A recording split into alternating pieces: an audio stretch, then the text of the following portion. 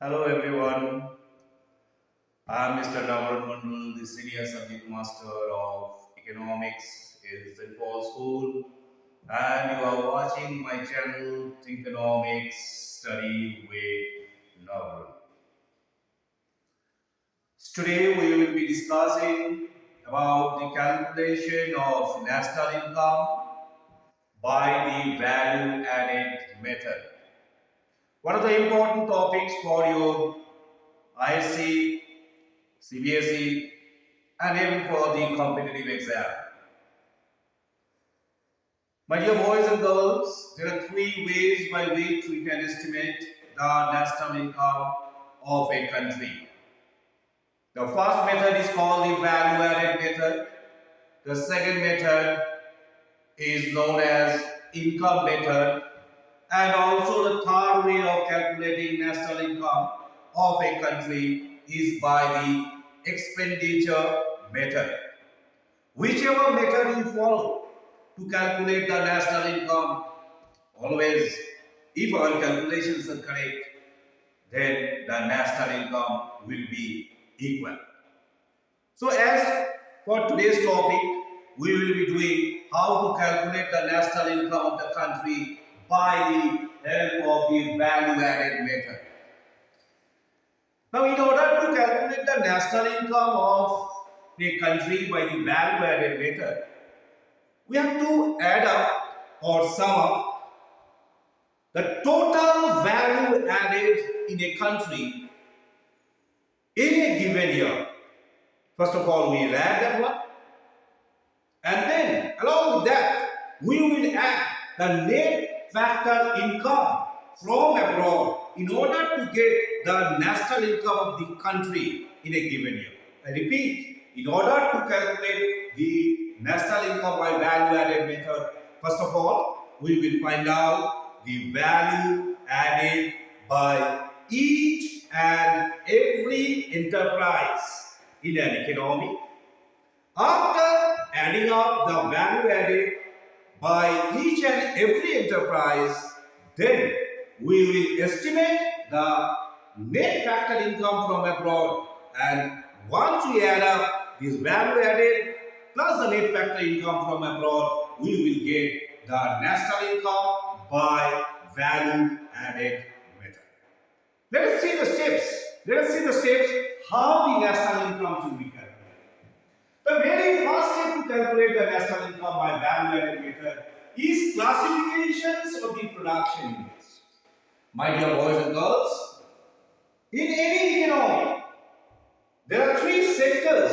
There are three sectors: primary sector, secondary sector, and tertiary sector. Primary sectors, it consists of agricultural sector, dairy, poultry, fishery, all these things. Alright? That is, the primary sectors consist of that sectors where the goods are produced from the natural resources, from the resources given by the nature. Whereas, in case of secondary sector, goods will be produced from the raw materials which were given by the primary sector. For example, the construction sector. For example, the manufacturing sector. Alright? So, secondary sectors are those sectors which produce the final goods and services by taking the raw materials from the primary sector, to the secondary sector. What the primary sector is producing or giving? It is the raw materials. Alright? Then comes the tertiary sector. Tertiary sector, unlike the primary sectors and secondary sectors, they produce the goods which are non-tangible. For example, trade and communications. For example, the banking services. So these are the sectors which are included in the tertiary sector. So we can write about the banking, we can write about the banking sector, we can write about the communication sector. Alright, we can write about the trade and transport,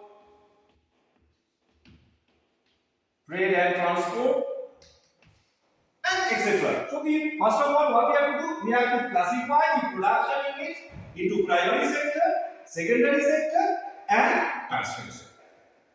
After classifying this total economy into these three sectors, what we will do? We will try to find out the value added by each of the enterprise in each of these sectors. That is, first of all, we will try to find out what is the total value added in the primary sector by each and every enterprises of the primary sector. For this also there are different steps. What are the different steps? Number one, suppose for example, if I want to find out the value added of an enterprise in the primary sector, what we will do? First of all, we will find out what is the total value, total gross output, the value of the gross output which has been produced by that enterprise in the primary sector. How to find that one?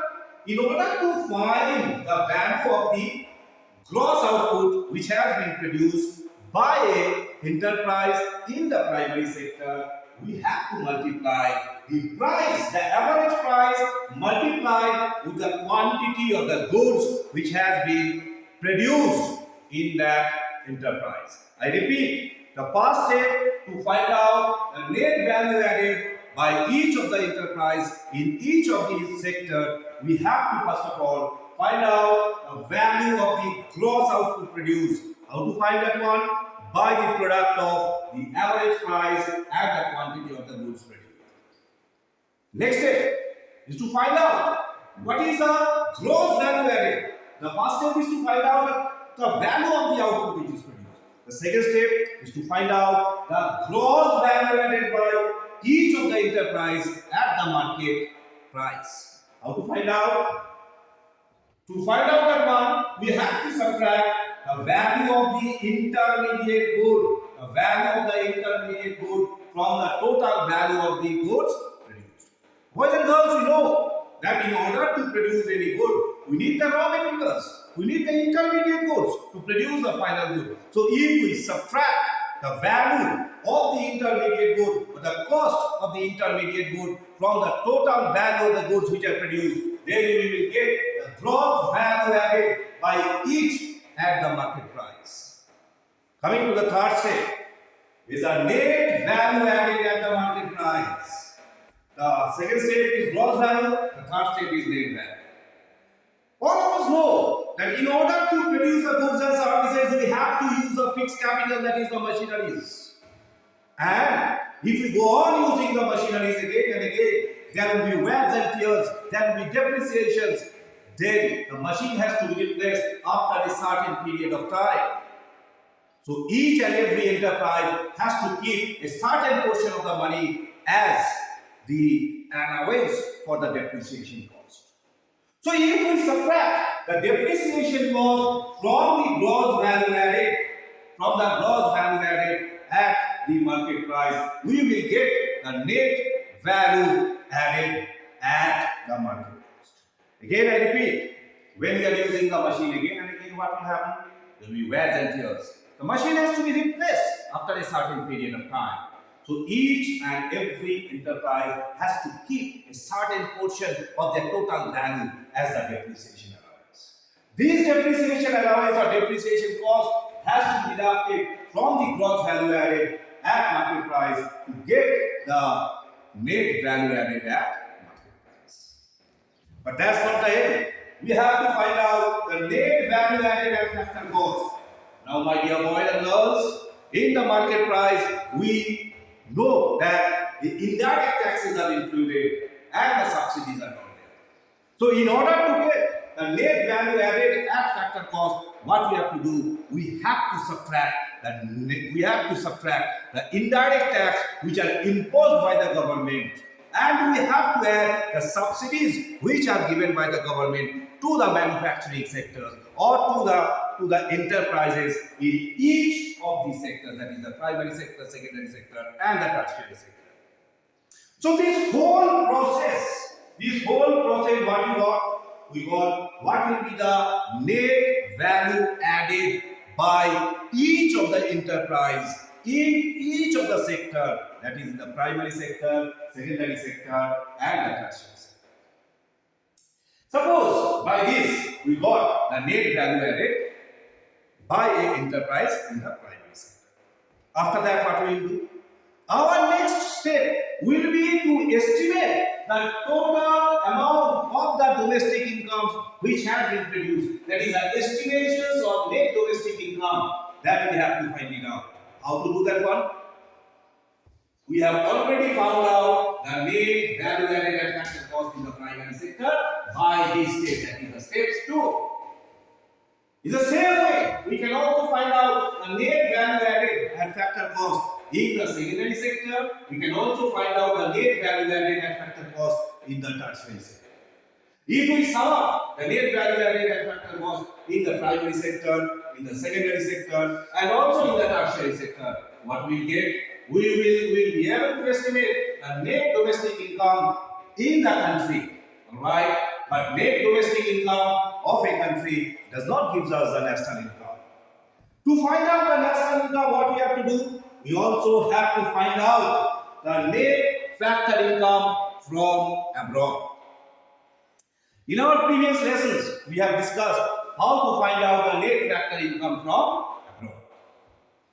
Net factor income from abroad is nothing but the factor income received by the nationals from the rest of the world, that is the citizens of our country. When they are working in the different countries of the world, they are earning something. Alright? So their income, from their income, if we subtract the factor incomes which the foreigners are earning in our country, then we will get what? We will get the net factor income from abroad. So what is our main aim? Our main aim is to find out the national income. So what will be the national income? National income will be equal to net domestic income,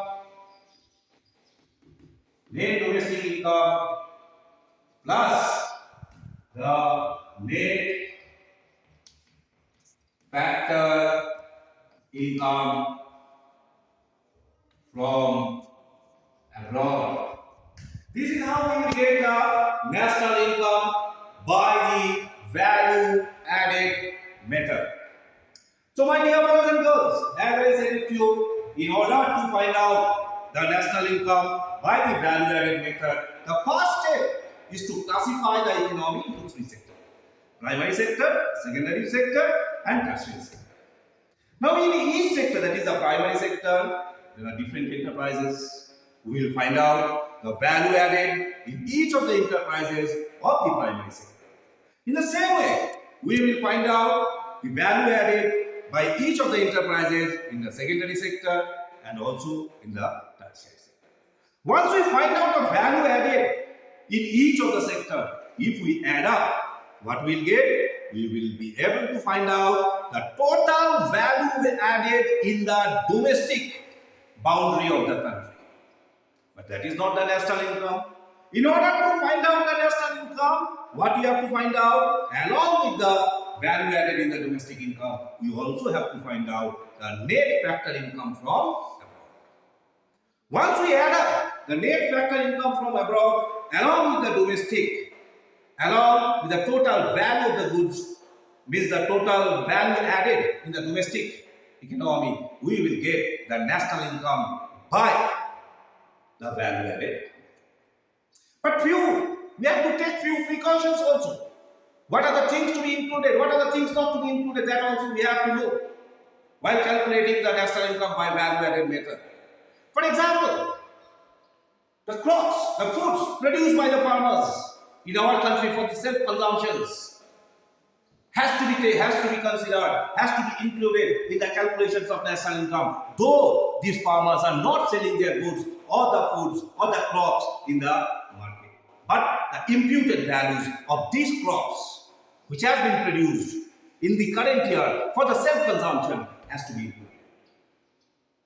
We have to keep it in mind that the value of the second-hand goods which is sold in the market will not be considered in the calculations of the national income.